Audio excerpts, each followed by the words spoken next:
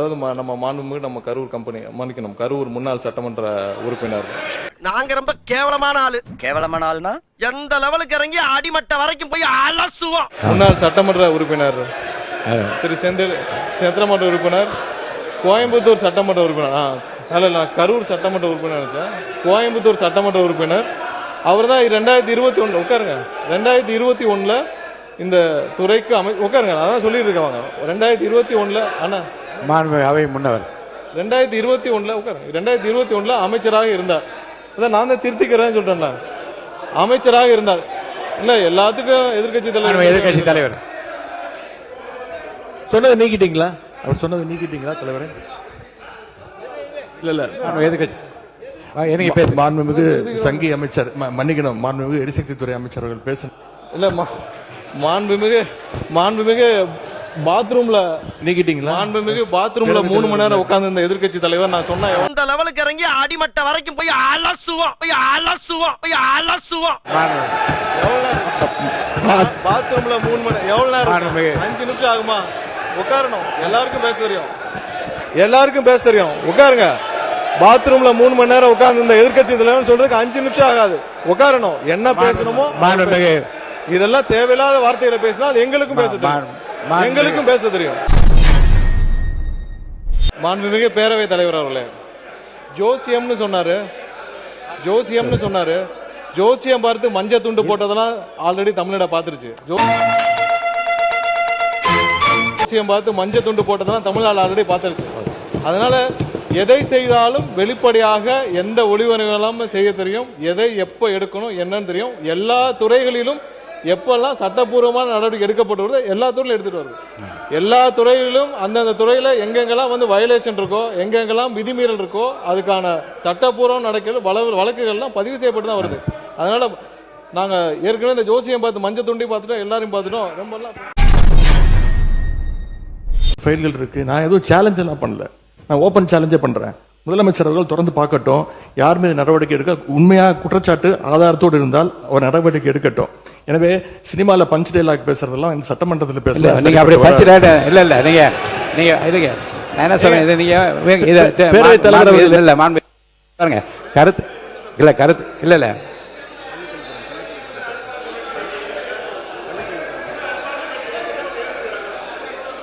மாண்புமிகு பள்ளி கல்வித்துறை அமைச்சர், மாண்புமிகு பேரவைத் தலைவர் அவர்களே, முதல்ல உட்காருங்க. எங்களுடைய மாண்புமிகு தமிழ்நாடு முதலமைச்சர் எப்போதும் எதுவாக இருந்தாலும் ஒரு சின்ன செய்தி, அது ஒரு விஷயம் வந்தா கூட பள்ளிக்கல்வித்துறை சார்பாக உடனே தொலைபேசியில் அழைத்து அது குறித்து கடுமையான நடவடிக்கை எடுக்க சொல்லுவார். இந்த மாமன்றத்தில் ஆல்ரெடி அந்த ஃபைல்ஸ் இருக்கிறதே ஒரு சுட்டி காமிச்சார். அந்த இஷ்யூவே நான் தான் ஏஞ்சி சொன்ன, அவர் ஆதாரத்தை எடுத்துட்டு போறாரு அப்படின்ட்டு. இந்த நேரத்தில் அவர் சாதாரணமா இருந்தாலே அதெல்லாம் பண்ணாத போறாரு. மாண்புமிகு எதிர்க்கட்சி தலைவர் அவர்கள் காட்டுன்றாரு. அவருடைய கோரிக்கையை கட்டாயமாக முதல்வர் நிறைவேற்றுவார் என்பதையும் கூறிக்கொள்கிறேன்.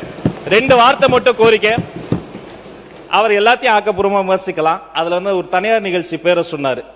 அது பாட்டு பாடுவது இந்த மரபுக்கு புதுசு கிடையாது. விதவிதமாய் வித்தியாசமாய் பயங்கரமா பாட்டு பாடினவங்க தான் அந்த பக்கம் ஃபுல்லா உட்கார்ந்து இருக்கிறாங்க. அதெல்லாம் அந்த தனியார் நிகழ்ச்சியினுடைய பேரையும் நம்ம நீக்கிடலாம். இவரை தான் நியமிக்கணும், இவரை நியமிக்க கூடாது. இந்த தொழில் உயர்ந்தது, இந்த தொழில் தாழ்ந்ததுலாம் கிடையாது. இது இன்க்ளூசிவ் கவர்மெண்ட், அனைவருக்கும் அதிகாரம், அனைவருக்குமான ஒரு விஷயம் தான் நேர்மையான முறையில் பை மெரிட்ல போயிட்டே இருக்குது. அதனால ஒரு குறிப்பிட்ட ஒரு விஷயத்தை மட்டும் சுட்டி காட்டுகிற பொழுது அது ஏற்புடையதல்ல. அது மட்டும் கிடையாது. இந்த சினிமாவில் வரக்கூடிய அந்த பஞ்ச்டைல் அதை கூட நீங்க அவை குறிப்பில் நீக்கிட்டீங்க. அதை போன்ற விஷயங்களை தவிர்த்து கொண்டு ஆக்கப்பூர்வமான கருத்துக்களை, அறிவுபூர்வமான சிந்தனைகளை அதை முன்வைத்து பேசினால் இந்த மாமன்றம் சிறப்பாக செயல்படும். உங்களுக்கு எங்களுடைய அத்தனை பேரின் சார்பில் ஒரு வாழ்த்துக்களையும் தெரிவித்துக் கொள்கிறேன். மிக சிறந்த சபாநாயகர் தமிழ்நாடு அரசியல் வரலாற்றில் இந்த மாமன்றம் கிடைத்தது என்பதை பதிவு செய்கிறேன். எதிர்கட்சி தலைவர், பேரவைத் தலைவர், நான் உங்க சார்பா பேசிட்டு இருக்கேன். இப்ப நீங்க நீக்கிட்டீங்க, ஆனா இப்ப இதெல்லாம் லைவ்ல போயிடுச்சு. இப்ப அதுக்கு என்ன பண்ண போறீங்க? அது என்ன நடவடிக்கை எடுக்க போறீங்க? அதாவது லைவ் கொடுப்பதை நாங்க எதிர்க்கவில்லை, நாங்கள் பாராட்டுகிறோம். லைவ் நீங்க கொடுத்திருக்கீங்க, நல்ல முயற்சி, நாங்க பாராட்டுறோம். ஆனா அதுல இருக்கக்கூடிய பிரச்சனைகளை இங்க நான் சொல்றேன். நீங்க அவை குறிப்பில் நீக்கிறீங்கன்னு சொல்றீங்க. நீங்க எவ்வளவு நீக்கினாலும் அது சோசியல் மீடியால ட்ரெண்ட் ஆகிட்டு இருக்கு, வைரலா போயிட்டு இருக்கு. யாருக்கு என்ன தீங்கு செய்தோம்? நமக்கு மட்டும் ஏன் இப்படி எல்லாம் நடக்கிறது? முதலமைச்சருடைய உரிமை. நாங்க எங்களுக்கு கார் தேவையில்லை, எங்களுடைய திராவிட முன்னேற்ற கழக உறுப்பினருக்கு கார் தேவையில்லை. யார் யாருக்கு கார் வேணுமோ நீங்க வாங்கிக்கோங்க. எங்களுடைய வேண்டுகோள் என்னன்னா, வேட்புமனு தாக்கல்ல நீங்க அஃபிடவிட்ல ஃபைல் பண்ணிருப்பீங்க, யார் யாருக்கு கார் இல்ல, எவ்வளவு சொத்து இருக்கு அப்படின்னு சொல்லியிருப்பீங்க. அதுக்கு தகுந்த மாதிரி அவங்களுடைய வசதி வாய்ப்புக்கு ஏற்ற மாதிரி கார் வாங்கி கொடுங்க என்பதுதான் எங்களுடைய சஜஷன். மாண்பு சிறுபான்மைத்துறை அமைச்சர் விடுங்க, அவங்களுக்கு கொஞ்சம் விடுங்க, கொஞ்சம் சிறுபான்மையை கொஞ்சம் விடுங்க. மாண்பு சிறுபான்மைத்துறை அமைச்சர். மாண்புமிகு இந்த சட்டமன்ற உறுப்பினர்களுக்கு இந்த கார் தேவைங்கிறது ஒரு சர்ச்சையாக பேசப்படுகிறது. பல ஆண்டுகளுக்கு முன்பே மாண்புமிகு முன்னாள் முதலமைச்சர் டாக்டர் கலைஞர் கருணாநிதி அவர்களால் 300க்கும் அதிகமான யூனியன் சேர்மன்களுக்கு அரசு தரப்பில் வாகனம் வழங்கப்பட்டுச்சு. இது ஒன்றும் புதுசு இல்லை. அப்போல்லாம் நிதி நிலைமை அப்பவும் இப்படிதான் இருந்தது. அப்பெல்லாம் கேள்வி கேட்காம இப்போ ஒரு சட்டமன்ற உறுப்பினர்களுக்கு கிடைக்கிறது கேள்வி கேட்கறது சரியானதா பண்ணலாம். சோத்திரை அடி வாங்கியாச்சு, சேத்திரை அடி வாங்கியாச்சு. நீங்க உங்களுடைய தேர்தல் பத்திரத்துல கார் இல்லன்னு சொல்லலாம், வீடு இல்லன்னு சொல்லலாம், 10,000 ரூபாய் பணம் இருக்குன்னு சொல்லலாம். ஆனா எங்க கிட்ட பல்வேறு சட்டமன்ற உறுப்பினர்கிட்ட எங்க கட்சியில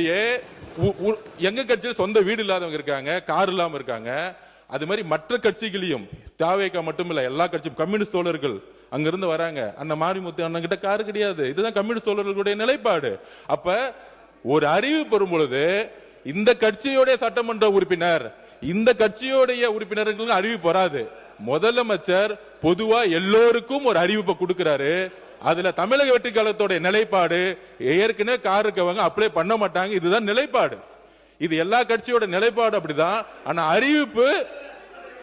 அறிவிப்பு தனி செயலாளர்ங்கிற அறிவிப்பு, ஒரு சட்டமன்ற உறுப்பினர் 3 லட்சம் மக்களை போய் பார்க்க வேண்டிய நிர்பந்தம் இருக்கு, அவரோட தொகுதிக்கு போக வேண்டிய நிர்பந்தம் இருக்கு, ஊர்ல இருந்து வர வேண்டிய நிர்பந்தம் இருக்கு. அதனால இது ஒரு உரிமையா பண்ணிருக்கார தவிர இதுல ஆடம்பரம், காருங்கிறது ஆடம்பரம் கிடையாது, மக்களை சந்திக்கக்கூடிய ஒரு தேவை. ஊழல் இல்லாத சட்டமன்ற உறுப்பினர்களுக்கு கார் இன்னைக்கு தேவை, மக்களை பார்க்க போனோம், அதுதான் நாங்க பதிவு பண்றோம்.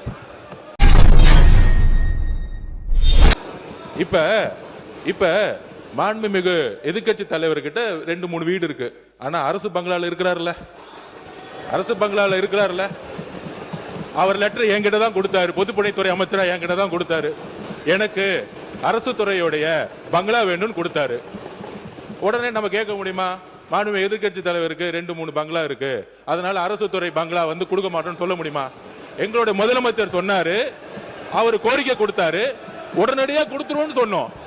இது உடனே இல்ல இங்க இருக்கவங்க எல்லாருக்கும், அதாவது இங்க இருக்க எல்லாருக்கும் பங்களா கொடுக்கலாமான்னு கிடையாது. இது ஒரு ப்ரொடெக்ட். வர்றேன் பூரா மொத்தமா என்னையவே குறி வச்சு வந்தா நான் என்னடா பண்றது? அவர்கள் பேசுகிற போது சூப்பர் சிங்கர் ஆகிவிட்டது எனக்கு இந்த சட்டசபை என்று சொல்றது கொஞ்சம் நீங்க, ஏன்னா கருத்துக்களை சொல்லுகிற போது பாட்டு பாட விரும்புகின்றவர்கள் அந்த கருத்தை ஒட்டி பாடுவதில் எந்த தவறு இருப்பதாக தெரியவில்லை. அது சூப்பர் சிங்கர் என்கிற அந்த வார்த்தை அவசியமா என்று. இன்னொன்று மாண்புமிகு உட்காருங்களேன், உட்காந்துக்கோங்க. மாண்புமிகு முதலமைச்சரை பற்றி நீங்கள் சொல்லுகிற போது ஜோசியக்காரரை கேட்டு செய்கிறார் என்று கேட்கின்றீர்கள். ஏனென்றால் மாண்புமிகு முதலமைச்சர் அவர்களை பொறுத்த வரைக்கும் ஏற்கனவே பதிவு செய்யப்பட்டிருக்கிறது, எத்தனை மணிக்கு வருகிறார், எவ்வளவு நேரம் பணிபுரிகிறார், எப்படி கோப்புகளை பார்க்கிறார் என்றாலும் மாண்பு அமைச்சர் பெருமக்கள் ஏற்கனவே பதில் சொல்லியிருக்கிறார்கள். இதில் நீங்கள் யாரை அவர் கன்சல்ட் செய்கிறார் என்றால், யாரையும் கன்சல்ட் செய்யாமலே சுயமாகவே தன்னுடைய அறிவாற்றலால் முடிவெடுக்கிற திறமை அவருக்கு இருக்கிறது என்பதை 3 மாத காலத்தில் எல்லாரும் பார்த்து கொண்டிருக்கிறார்கள். இன்னொன்று, கோப்புகள் என்னிடம் தயாராக இருக்கிறது என்றால் அவருடைய ஆய்வில் இருக்கிறது என்று அர்த்தம். எந்த நேரத்தில் எந்த நடவடிக்கை எடுக்க வேண்டும் என்பதை பற்றி மாண்புமிகு முதலமைச்சர் in consultation with honourable ministers of the department அந்தந்த துறை சார்ந்த அமைச்சர்களோடு கலந்து ஆலோசித்து முன்னாலே வைக்கிற கோப்புகளை முழுவதுமாக நான் ஆராய்ந்து கொண்டு இருக்கிறேன் என்று தான் சொன்னாரே தவிர அதை எடுக்க வேண்டும் நீங்கள் ஒரு சேலஞ்சாக எடுத்து அதை ஒரு சவாலாக அதை உட்காருங்க பதில் சொல்ல நம்ம மாண்பு உறுப்பினர் ஆஸ்டின் உட்காருங்க. அதை ஒரு சேலஞ்சாக நீங்கள் ஒரு சவால் விடுப்பது போல் அதை எடுத்துக்கொள்ளக்கூடாது என்று நான் உங்களை கேட்டுக்கொள்ள. மாண்பு எதிர்க்கட்சி தலைவர் பேசலாம். நீங்க இல்லைங்க, மாண்பு எதிர்க்கட்சி தலைவர் பேச அனுமதிச்சிருக்கேன், அவர் பேச அனுமதிக்க நீங்களே அதை அப்ஜெக்ட் பண்றீங்களா? அவர் பேசுறத நீங்க பேசுங்க. தலைவர் அவர்களே, இப்போ தமிழ்நாட்டில் யார் யார் பாத்ரூம்ல எவ்வளவு நேரம் உட்கார்ந்துருக்காங்க அப்படின்னு கண்காணிக்கிறதுக்கு ஒரு தனி அமைச்சர் வச்சிருக்கீங்களா என்பதை நான் கேட்க விரும்புறேன். பொதுப்பணித்துறை அமைச்சர் அவர்கள். பேரவைத் தலைவர் அவர்களே, இந்த விவாதம் மானிய கோரிக்கைக்கான விவாதம்னு எல்லாருக்கும் தெரியும். பேச விடுங்க.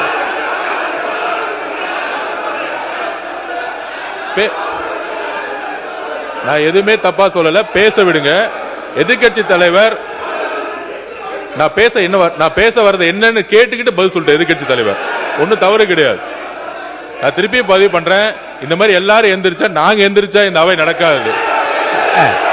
எல்லாரையும் உட்கார சொல்லுங்க, அவங்க உட்கார சொல்லுங்க, எல்லாரையும் உட்கார சொல்லுங்க. ஒரு சூரன், அதே சூரன் தோல்வியுற்ற பிறகு அந்த முருகரை பார்த்து பாடுறாராம், கோலமா மஞ்சை தண்ணில் குலவிய குமரன் தன்னை பாலன் என்று இருந்தேன், பரிசிவை உணர்ந்திலேன் யான் அப்படின்னு பாடுறாராம். சின்ன பையனை நினைச்சு நான் சாதாரணமா விட்டுட்டேன், ஆனா என்னையவே தோற்கடிப்பார்னு எனக்கு இப்பதான் தெரியும் அப்படின்னு சூரன் வந்து முருகரை பார்த்து பாடியதாக பாடல்கள் எல்லாம் இருக்கிறது. நான் சொல்றது 2026 தேர்தலும் கிட்டத்தட்ட ஒரு சூரசம்காரம் தான் அப்படின்றதுக்காக தான். உடனே யார சூரன் சொல்ற அப்படின்ற ஒரு கதைக்குள்ள போய் யாரும் கூச்சலிட்டு கூப்பாடு போட வேணாம். நான் சொல்ற சூரன் அப்படிங்கிறது ஊழல், லஞ்சம், மக்களை பிரித்தாளக்கூடிய சாதிய அரசியல், மத அரசியல் என்ற சூரனை வீழ்த்தி எங்களுடைய வேலன் ஒரு ஜனநாயக ஆட்சியை இன்றைக்கு தமிழ்நாட்டில் நிறுவி இருக்கிறாரு.